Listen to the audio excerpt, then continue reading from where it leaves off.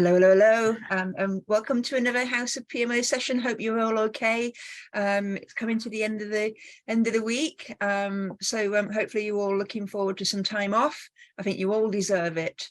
I do. Right, well, yeah, definitely one of those weeks. But hopefully you're all set just to have some lunch with us while we do some talking about PMO Analysts. So if you've never been to any of our sessions before, we do like to chat, so make sure you open up your chat and get in there and add whatever you'd like to add in there. So we are recording it. This is a free session, so we want to share it far and wide.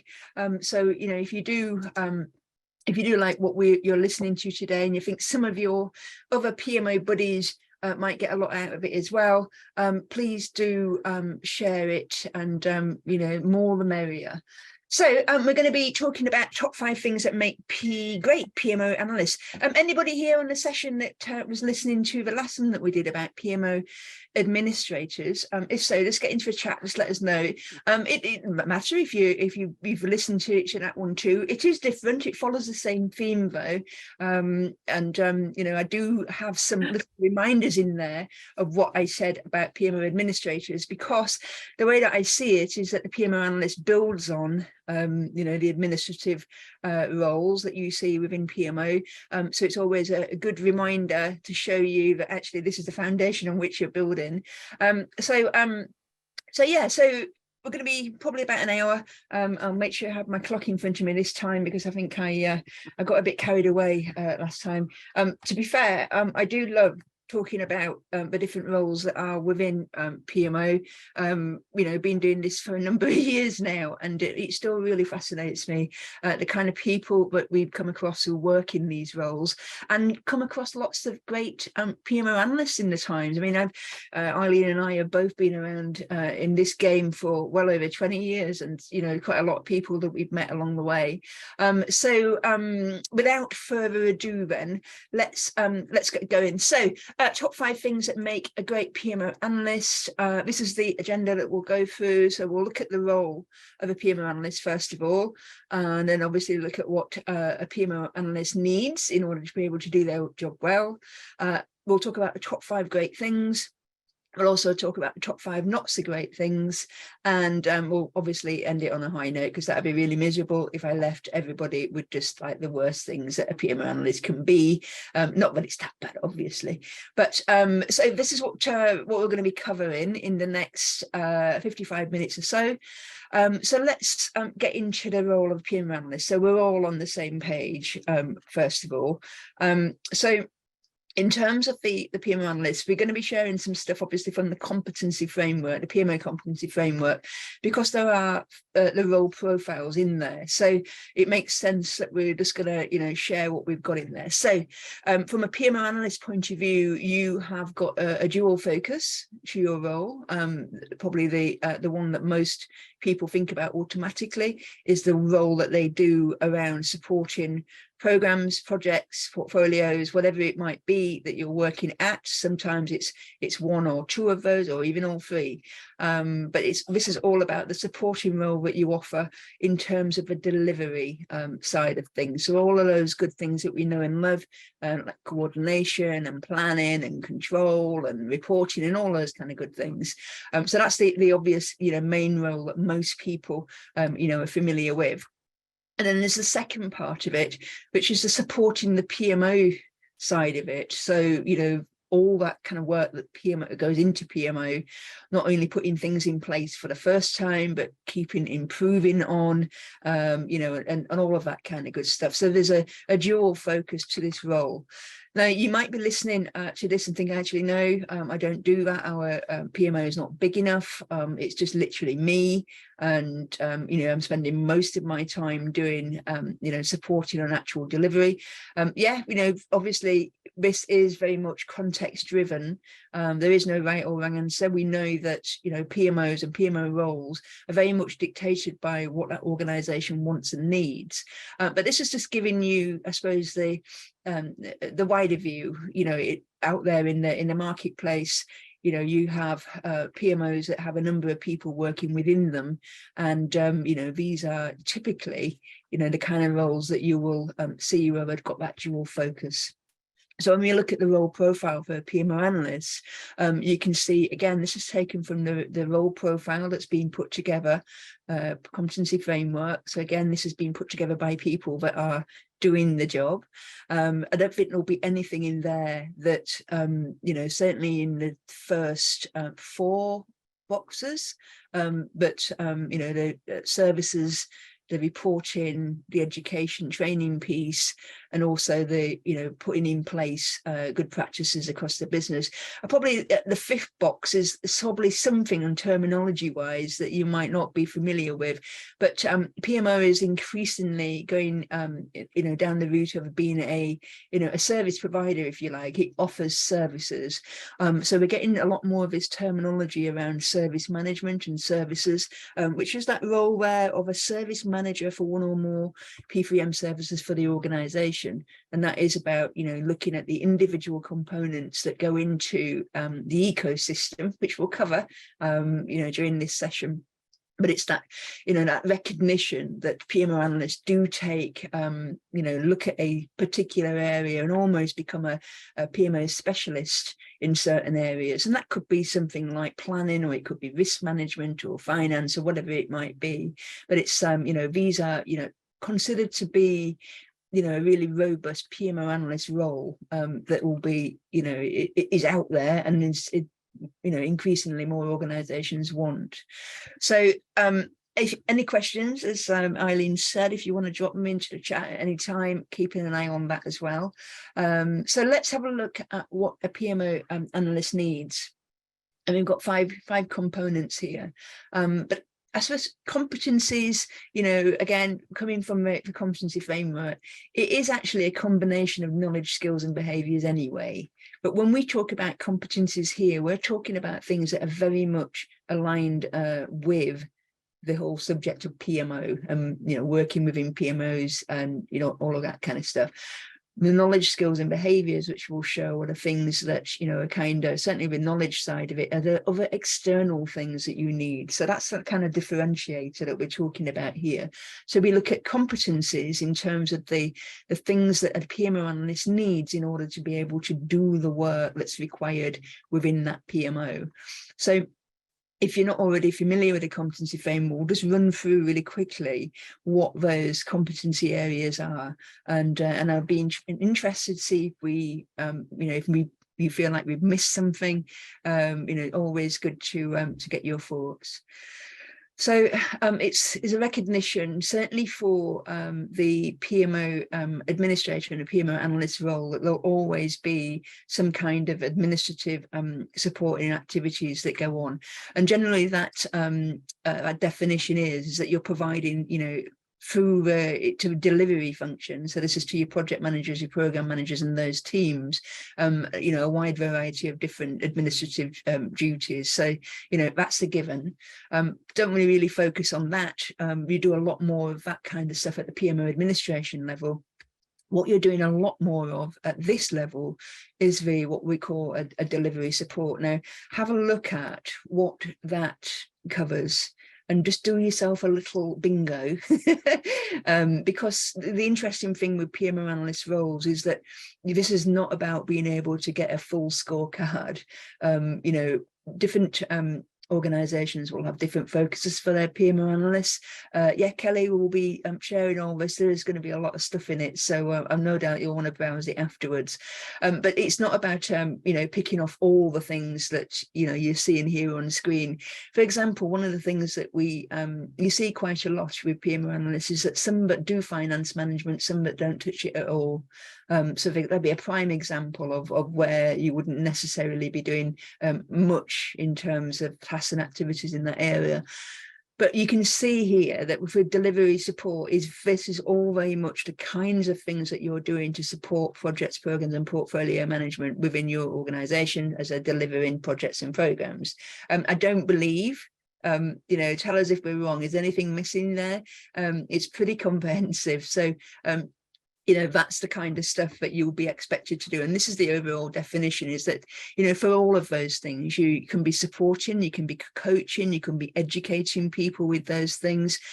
You could be, making sure that they're done consistently. You can be doing it in terms of quite a control heavy type role. So regulation type industries where it's very much about control, or it can be light touches, or it could be, it really does depend on the context. As if, anything that we're talking about here is very much in the terms of the context of the types of PMO that you're working within.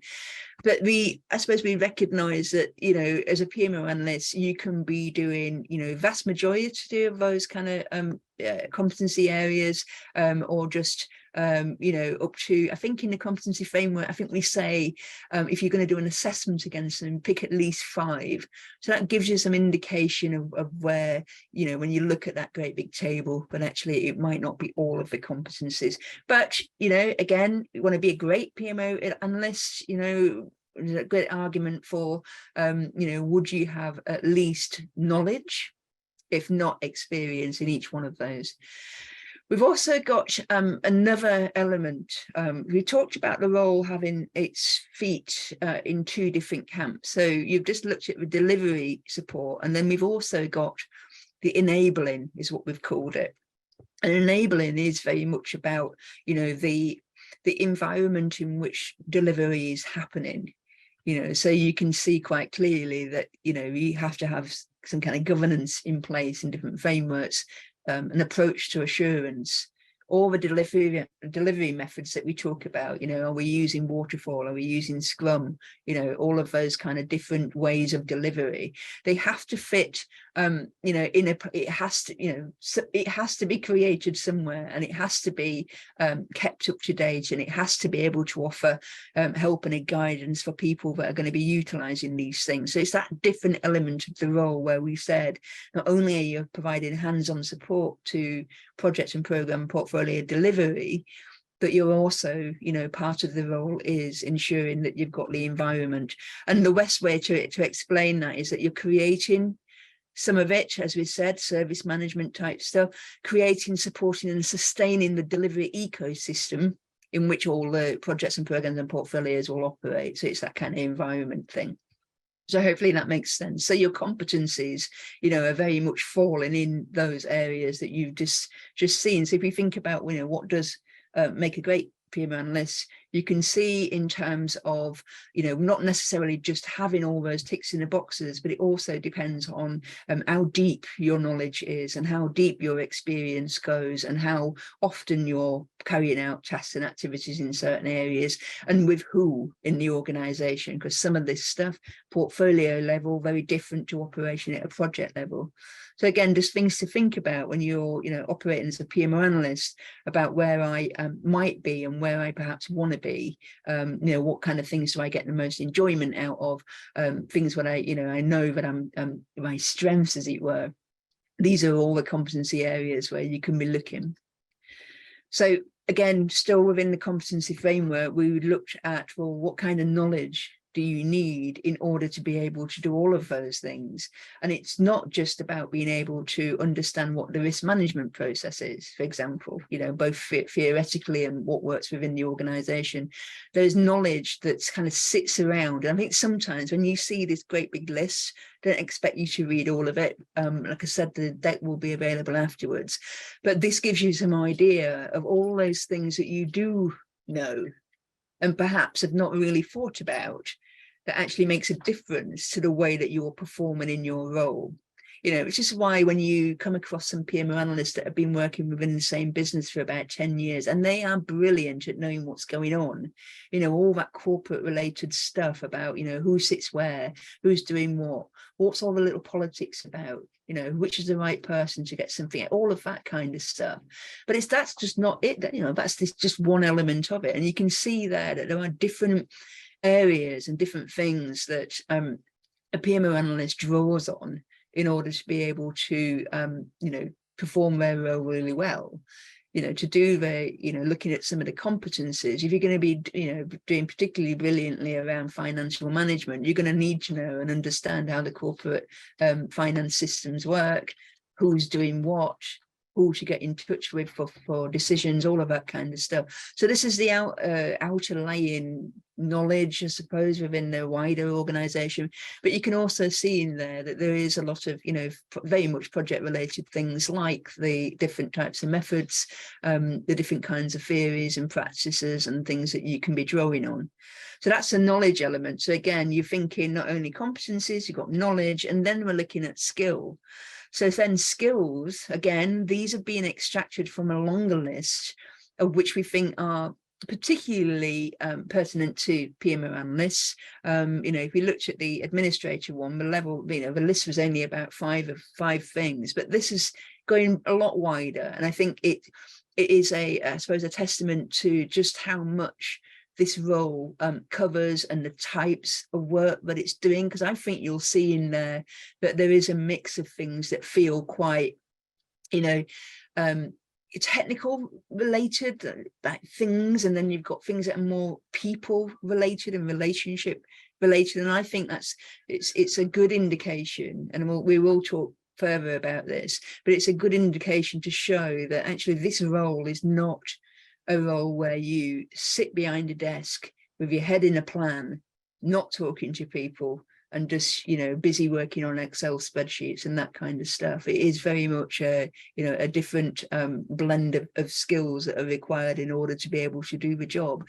And the skills are essentially what underpin your ability to pull together a risk management workshop. You know, it's your ability to be able to plan, or, you know, to speak to others within the team to understand what risks are or what issues are coming up, all of that kind of good stuff. So again, there's some things to think there about, well, you know, from my skills point of view, I think most people, when they look at this, will probably think, you know, yes, I can probably do it, you know, a bit more. I think the obvious one for a lot of time, you know, that jumps out for a lot of people is, I'm probably not doing enough around things like the whole data to information to be able to communicate. That is a classic one for, you know, a challenging area for PMO analysts, I think. And again, you know, it's just thinking about, well, what skills underpin that particular challenging part of the jobs that we have. And then, of course, there's behaviours. Now, behaviours, it took me years to work out, like, you know, what's a behaviour, what's a characteristic, you know, all of that kind of good stuff.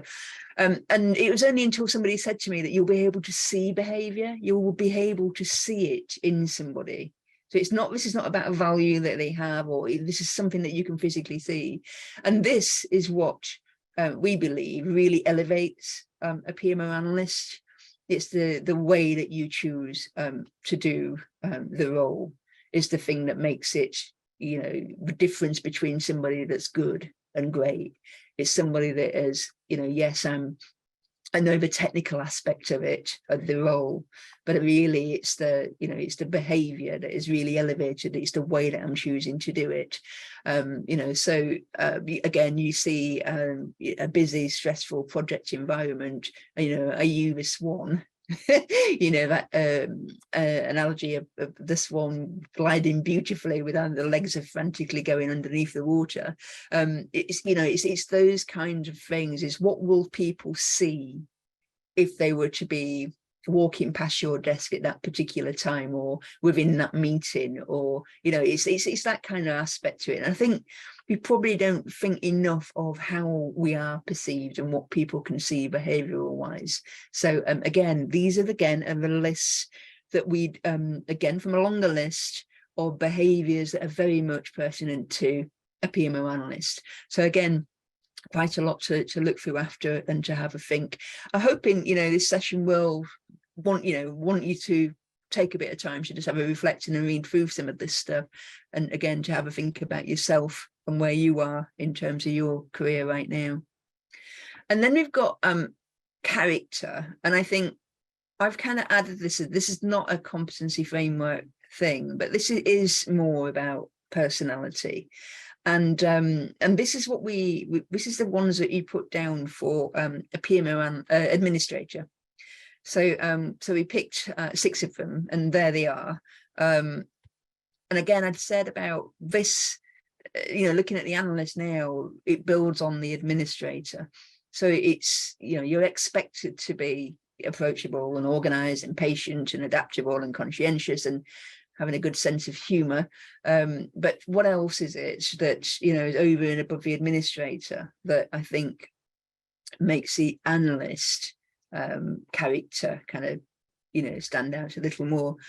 I think there's definitely something about the being rational and logical aspect to this job, just because of the pure nature of the kind of things that we're doing around information and taking that information and communicating that to people, but also, you know, we look at various reports and we have this doesn't look right, it's, you know, the numbers aren't working or whatever it might be. So there's the rational and the logical side of it. But I also think this is the real mix. It's the juxtaposition between two aspects of this role, is that you have got that rational and logical bit, but you've then got this very personable people side of it, which is that engaging and, you know, and being, yeah, kind of, you know, approachable. But I think it's more than that, because with the administrator role, it's very much about people coming to you, where I think with the analyst role is like, yes, there's elements of that, but it's very much about you going out there, you know, and helping people, being that just a bit more proactive with that. I think definitely there's a curiosity angle to this role, because as I think where we are now in terms of project management, change and all that kind of good stuff, there's a lot happening and a lot of changes. And I think it's up to the analysts to be curious about that. So there's a curiosity in terms of what's possible, what can we be doing. I think there's also a curiosity in terms of being nosy, you know, that it's what's going on in this project or program, and, you know, just having that nose for it. I think, you know, I hope that you recognize what I'm saying there, that you're there to sniff out what's going on. And, you know, so there's two sides to that curiosity bit, I think. I also think with the analyst that there is that that bit in you where you are wanting to do the right thing. You're not there to be touching and, you know, we're not doing this right. It's about wanting to make sure that you're all, you know, the project teams, program teams, it is about wanting to do the right thing for them, for the organization. But I also think for the profession of PMO too, because I think, you know, I think we all know, and have probably all come across it at some point, is that you know, the PMO gets bad-mouthed for whatever reason it might be. But I think ultimately nobody's there, you know, to just be a busybody that's just getting people's backs up. We want to do the right thing by everybody. And I think that's you know, it's an interesting aspect from somebody's character, I think, to do that. I also think the PMO analyst is where the role starts to be about a dot joiner and a networker. There's many different terms, like being a connector. I think the other term is a maven, that you're that person within the organization that kind of knows people, and but also not just about making people connect with each other, but you're seeing dot joining in terms of some of the stuff that might be happening, certainly at a program and a portfolio level, because of the nature of where you're sitting and what you're looking over. And I think, you know, again, it's an interesting aspect to the job in terms of, do you see yourself as a networker? You know, do you shudder when you hear that word? Because I know people hate the thing of networking, but I'm sorry, but as an analyst, that's what you're doing within an organization, whether you like it or not. You know, certainly the great ones, you know, recognize that. So just quickly, we'll look at, you know, if you look at the typical kind of role for an analyst, you know, a kind of day in the life, you can just see just how much you know, is on there that is pulling different competencies, knowledge, skills, behaviours. You know, it draws on your character. You know, it draws on different aspects of it. So I mean, this is it's a crazy day. There's a lot going on, but again, you know, I don't think anybody will be unfamiliar with it.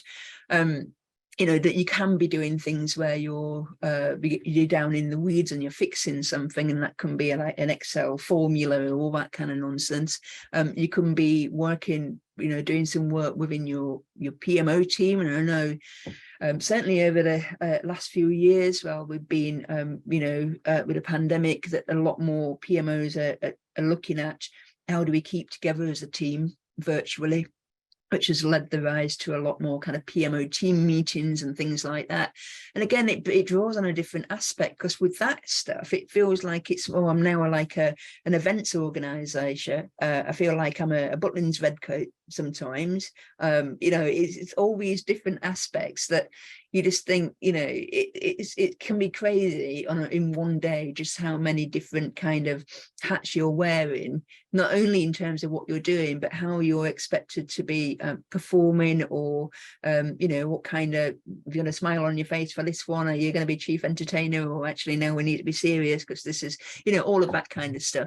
So you can see it's very much a relationship thing as well, because you've got so many different kinds of relationships and touch points during the day, the month, the weeks, whatever it might be.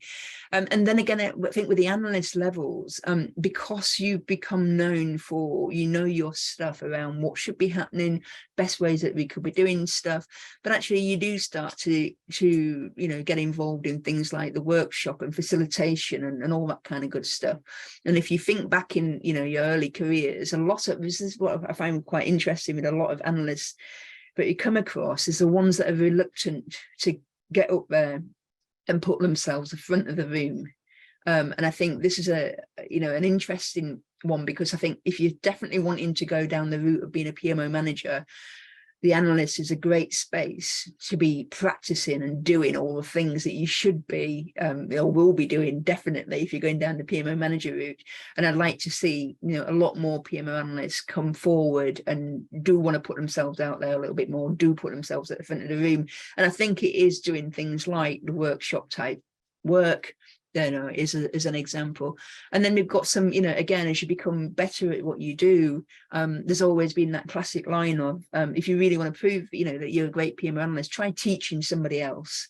And that's when you really appreciate that, actually, yeah, I really do know my stuff. And not only that, I can communicate it, and I can get people, you know, actually engage with it, or whatever. So there's different aspects when you look at this, you know, the day in a life of, there's different things behind it that are coming into play, like we said, the competencies, the knowledge, the skills, and all that kind of good stuff. So that's just giving you, you know, the day-to-day. So let's get on to the top 5 things that make a great PMO analyst. So here's the, you need to understand, I suppose, like I said, for the administrator is a foundation that we build on, and these were the 5 that we put up there. Again, you know, of course, as an analyst, you need to be trusted by those that you're supporting.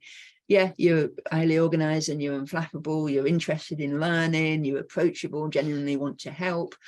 We talked a little bit about being nosy or inquisitive, but, you know, again, I didn't want to share these next 5 for the analysts and you say, you know, well, actually, what about this? Because that is what we're building on.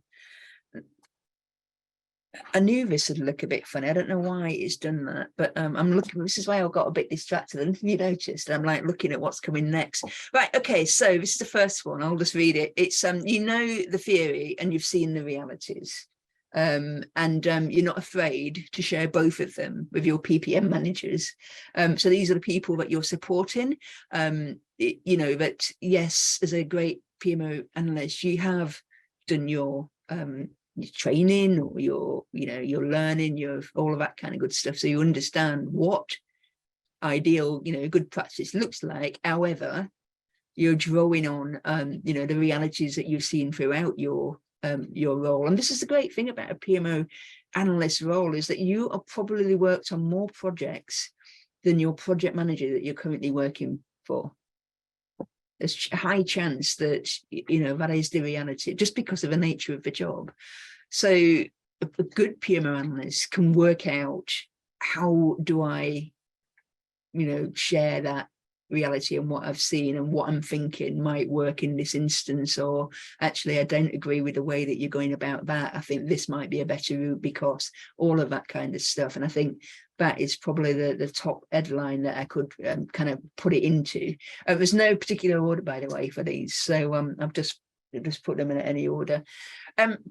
You do keep your feet in both camps. I think this is another one where a good PMO analyst is somebody that is obviously working day to day with projects, programs, portfolios, but also recognizes that actually when we're working on some of these things, this is quite obvious that there's going to be some changes coming down the line because this is not working, or this aspect needs tweaking, or actually we've not foreseen, or it might be an unintended consequence for some of the things that we have in place in terms of the ecosystem. And it's that ability that you know that there's going to be nobody else to sort it out but the PMO. Therefore, good analysts are, okay, right, so, you know, what are we doing in order to be able to take this particular piece of feedback that we've had or what's come to light, and then, you know, making sure it gets fed back into that improvement to the ecosystem. So it is that recognition that, you know, even if you're today working in your own, you know, PMO of one, there is also that need where you're testing, you're doing the role, but actually, you know, is that classic Deming cycle where you know, it's not just about doing it, it's just also, you know, working out how it's working. If it's not working, we make some changes to it and we go again. So it's that two camp view of your PMO and your PMO role. You know, I think is the thing that's really crucial for a lot of PMO analysts. I think the other one is that you do actually look for connections, and it's connections in people, it's connections when you're in certain situations, it's connections in different things. I often think there's connections that are, you know, in the past, there's just things that you've come across before. This all helps with the different kinds of problem solving, because I think ultimately we forget sometimes that project management is generally about people and it's about fixing problems. And I think, you know, sometimes with the PMO, because of the knowledge that you've gathered through the time of doing the role, but actually it all should be sparking when something, you know, a problem occurs, whether big or small, is that you have got a contribution to make. And again, it's based on where you've been, what you've seen, and being, you know, ready to bring that to the fore. And as Eileen said, I mean, the term made me laugh when I read it. It comes from a research paper. If you're a House of PMO member, just go onto a membership library and do a search for boundary spanner. It just made me laugh, just the fact that we could be called spanners, as if we've not been called enough things in our time as PMO people. We get called spanners as well. Exactly, Aaron. Exactly. But it is a really interesting research-based paper. But what I've done is actually read it and then kind of like put it into plain English. But it is a really interesting aspect to it. Boundary spanner. Okay, sorry, there's a dog whining in the background. I'm sure it's all rah rah rah for PMO. Thank you very much, Shush. Next one is a reader of situations and a response in kind. And I think this one is, I think sometimes a PMO can be guilty. It can be guilty of being able to use the appropriate approach. You know, so what I put in there is that, you know, what does it need? Does it need a light touch? Does it need a firm touch? Does it need a PMO back off touch? You know, it's an interesting one. Eileen, can you just pin for 2 seconds while I kick this dog out? Can you do that for me, please? Yes, I can do. I don't know whether I can kind of go past them. But this reader of all situations is really about being able to recognise what's actually required in that situation. One of the key skills we've talked about around a PMO analyst is this pragmatism, and just recognise, yes, the textbook says that, yes, even our internal methodology says that, but actually in this situation the most pragmatic approach might be this, but we do that with a recognition of the risks that we might incur by that by taking that particular route, but actually we don't shy away from that. And this is where I think it's really interesting, where we can actually be seen to be supporting the project and program managers and saying, actually we're going to help you break the rules and do something kind of slightly different, because in the grand scheme of things that's what's right, but we're going to go through the right process of making sure we've articulated why we've taken this response and making sure we've got the correct approvals to do so. Back over to you, Lindsay. Thank you very much. So the final one that I've got is an historian and a futurist.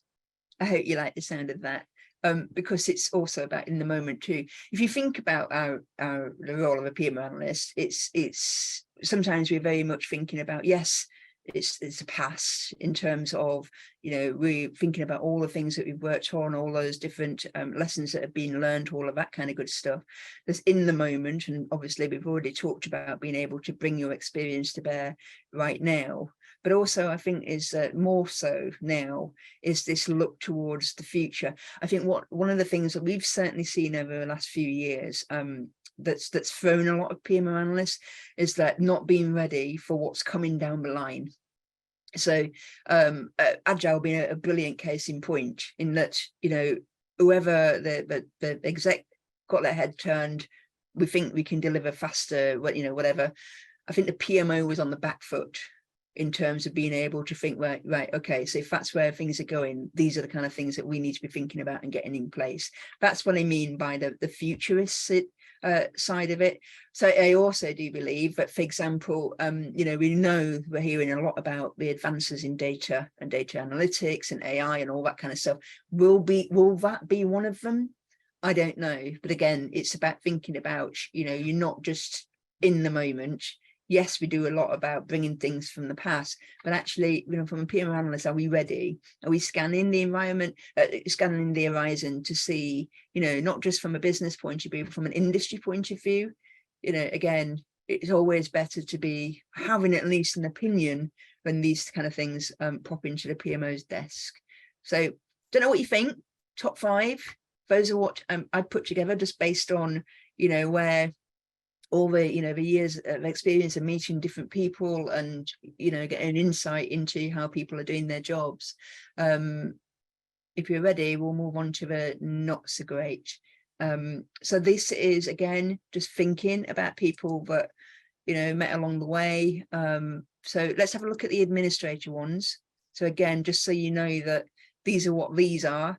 And again, we'll go into the analyst directly, but you can see here, you know, there's probably some stuff on there that quite kind of, you know, it's given as a PMO analyst that you're not just copy and pasting without reading stuff. You're doing more than the minimum. You know, you are checking what you're doing. That, you know, that you might consider these to be the basics, which is, again, for if you think about it from an administrator level, you know, sometimes it's people are not aware that yes, you are part of a delivery team. You're not part of the secretarial pool. You know, and sometimes that's the, you know, the difference for that level, that you're not just there to provide secretarial support, you are part of a delivery team. So let's have a look at the analysts. And I think this is, again, I've harped on about it, but I do believe that it's, if you don't recognize that it is very much a role where, to be really great at it, it will depend on the way that you choose to make and keep relationships and build on those relationships, and the way that you choose to communicate. Because we've talked about, you know, the dot connectors, the networkers, the spanners, whatever you want to call them. That's all around the, you know, it's about you putting yourself out there and the way that you choose to communicate. And if you are one of these people that, I think, working in a PMO where you're very much happy to hide behind a spreadsheet, is what I call like a planning jockey or something like that. I think this is probably not going to be the best kind of career for you, unless you're an out and out planner working in a project controls department somewhere, where actually it seems to be part and parcel of the role that you're very much heading plans. But I think for, you know, a modern PMO role is very much about the people aspect as well. I asked Eileen to help me with some of these. So do as I say, not as I do attitude. You love this one, don't you? Because you talk a lot about exemplar. I do, and I just think I've spoken to so many PMO analysts, PMO managers who are implementing new things in the PMO and are not following the project management process. And you kind of think we spend all of our time getting somebody else to follow the processes, and then we say, well, actually we're doing changes, we're doing projects and programs, but we're just kind of do it off a tick list, and you kind of think you lose credibility, and this kind of do as I say, not as I do, and people just will not do that. I think the great thing as well is if you've got that examples, you see, you shouldn't have got me talking, I'm away now. So the other thing is that if you actually do follow that process, when somebody says to you, have you got an example of a good risk register? You say, oh yes, remember when we implemented the new project tool? Well, actually, I've got the risk register that we've used from that project where we were doing the project management, and you can see how we've kept that and maintained that through the project. So you're just demonstrating how to use some of the tools and processes, which is great, but you've actually got some kind of real examples, and your credibility of being able to support somebody who's going through project and program management actually kind of increases. Okay, thank you very much. I just wonder whether it's time to just dip into some of the I'm trying to keep the eyes on the chat as well. There's been some good stuff in there. So Eileen, I'm going to get you to give me some of those insights before when we get to the end of this one, if you won't mind. So get ready. Okay, so this is another classic is the, I suppose this is where the project police term probably most likely came from, which is that drive for compliance without actually understanding the context. It's that hammer to crack a nut and all of that kind of stuff. It's the, it's the PMO just asking for status reports and being quite judgmental. Why have you not got it in time? And when actually there's a crisis going on in a project at that particular time, or it's that kind of not understanding the environment or bigger picture, what's going on. So you can see how that links back to the the network type thing, and understanding the context in which you're working and who's the players and all of that kind of good stuff. But I think that's where definitely the bad side, or the stuff that PMO gets called out on is probably more related to that kind of stuff. Again, I think with some of the analysis is a lack of emotional intelligence. Yes, it probably does relate more to the the relationships and communication side of stuff that we're talking about there, but I think it's more than that. And I think we have covered off subjects around and sessions around emotional intelligence before, and looking at what that actually is, and just I think one of the main things that comes out of that is probably empathy. And then I think it's definitely covered on one of the skills as well that we looked at earlier. And again, it just really does play to understanding that the environments in which we are working. Project management is probably one of the types of careers that have the most levels of stress. Alongside obviously but it can be a stressful environment, and therefore I think from a PMO point of view, we are supposed to be there in a supporting capacity, and I think we sometimes forget about what that word support means. I think support sometimes has been given a bad rep because it just means, oh, we will do some meeting minutes and some secretarial type duties, and I think we're losing sight of the fact that we're there to support. And well, what does support mean to our PMO? And what does that mean in terms of the people that work within that PMO? Comes back to behaviours. What would we see? So if we could see a good, strong PMO team of analysts with good levels of EI, what would we physically actually be able to see in that team? And again, it's worth thinking about, how does it manifest itself? So if we are being in an empathetic group of people, what does that look like? What will I see from that group of people? And then finally, again, it's just not keeping up to date with what's going on.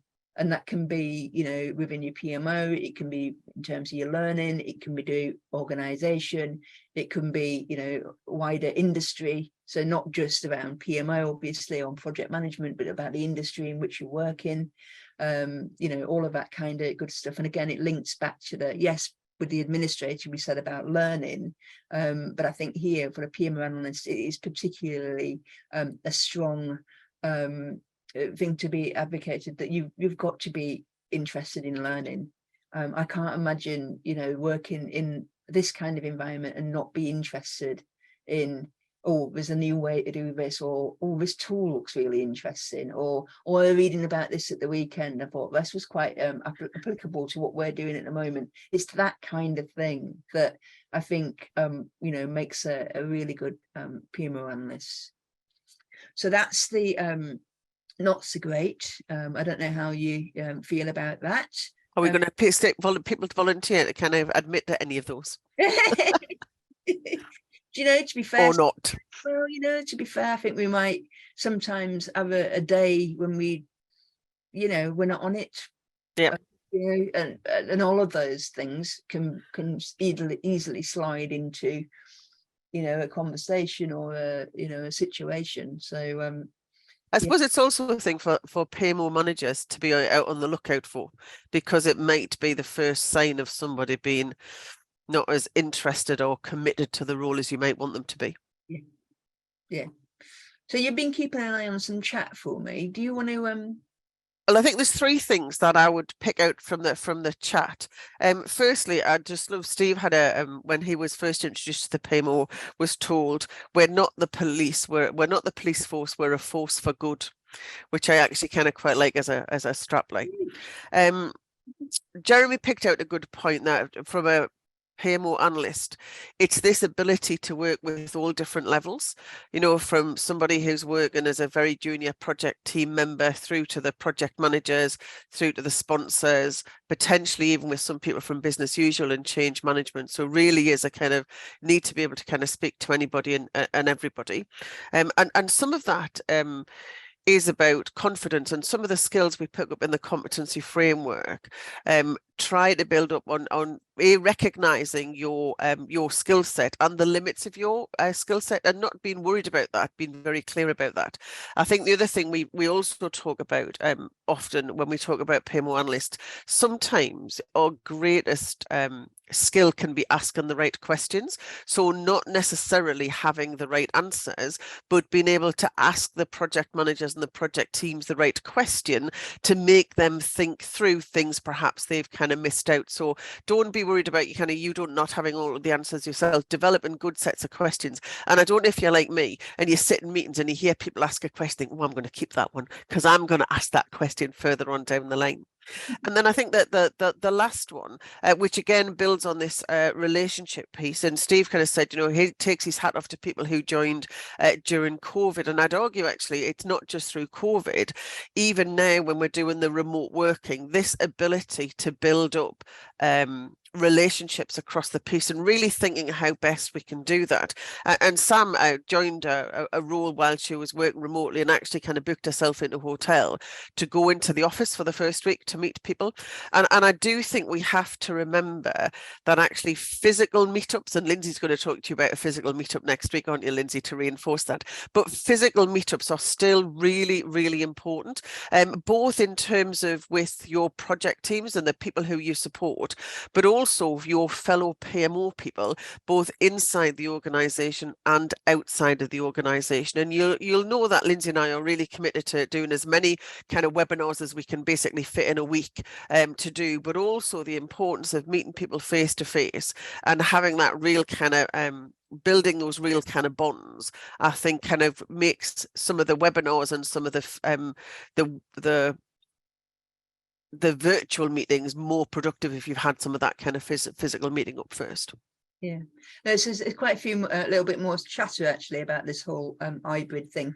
I think we did a session that turned into a report around PMO leaders, and there's certainly a bit in there about hybrid and the fact that, you know, trying to lead a team. So there is a little bit in there about what people had started to do.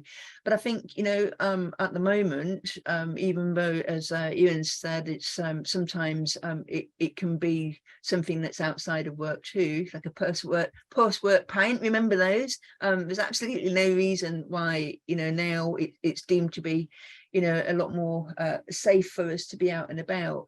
But I think, you know, again, from listening, every time I, you know, meet another PMO person, I'm like, oh, what's going on? Are you back in work? You know, how many hours are you doing? You know, how's the team get together?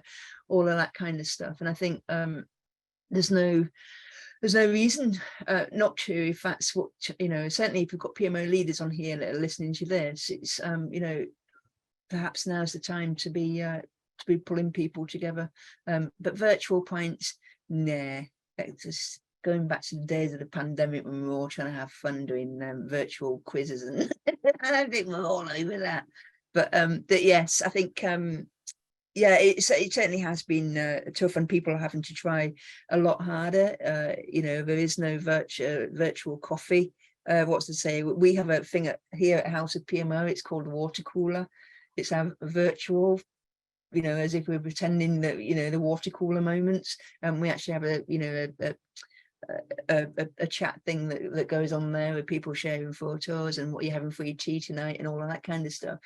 But it doesn't really, like, you know, the thing is that most of us are sitting next to each other as well. So but anyway, so just to finish off, we did use this exact same slide because I do believe that we even at PMO analyst level is a recognition that we have got these bits to us as the art and the science, and sometimes we've had sessions before, and I certainly remember one that sticks in my mind from the conference a few years back about arts and minds. And I think that's another thing that we should always have in the forefront of our minds, that we are, you know, trying to work with both the hearts and the minds of people.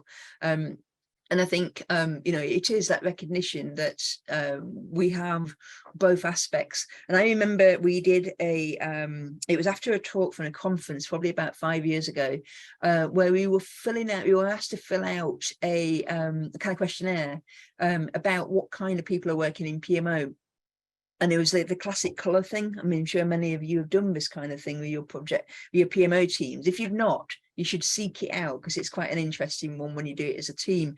But we did it as a PMO professionals, and essentially what it came out was the 2 different colours predominantly, which were very much about, here's the logical reasoning side, and this is the behavioural people bit. And that is very much what was, you know, sending out that strong message that this role is definitely both. And I can see the, you know, from some of the chat that, yes, sometimes you don't feel like doing the peoply bit, but, you know, it's,